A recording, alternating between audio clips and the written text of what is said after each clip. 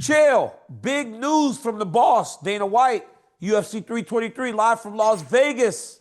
Merab Dvalishvili fights again this year against Petr Yan for the Bantamweight Championship, and Joshua Van gets his opportunity to challenge the great Alexandre Pantoja.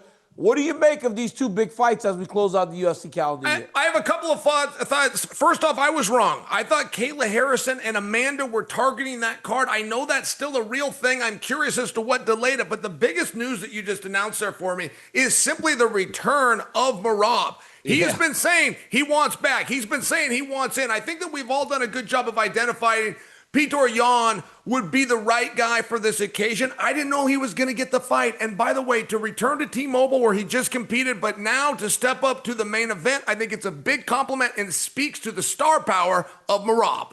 It's a big deal for Merab to fight this fight against Petr Yan in a rematch, but chill.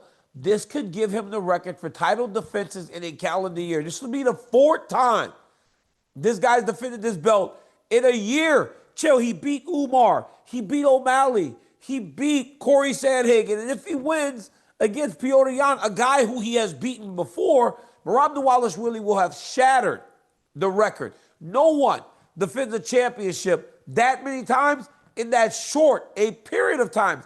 But Alexandre Pantoja has not been inactive. He has fought multiple times this year, but he's fighting a Joshua Van kid who is still so young in his career. But Joshua Van, Chael, was just involved in one of the greatest fights we've ever seen against Brandon Royval. This is going to be a battle for the UFC Flyweight Championship also.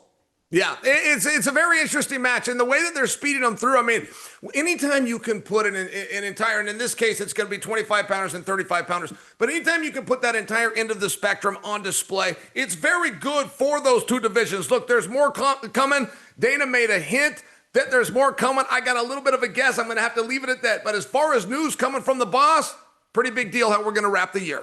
Pretty big deal to end the year with some history on the line because Merab is trying to do what he's trying to do. And Pantoja has proven to be as difficult and out for anyone in his division. Joshua Van will be up to the challenge. Chael, T-Mobile Arena is always great.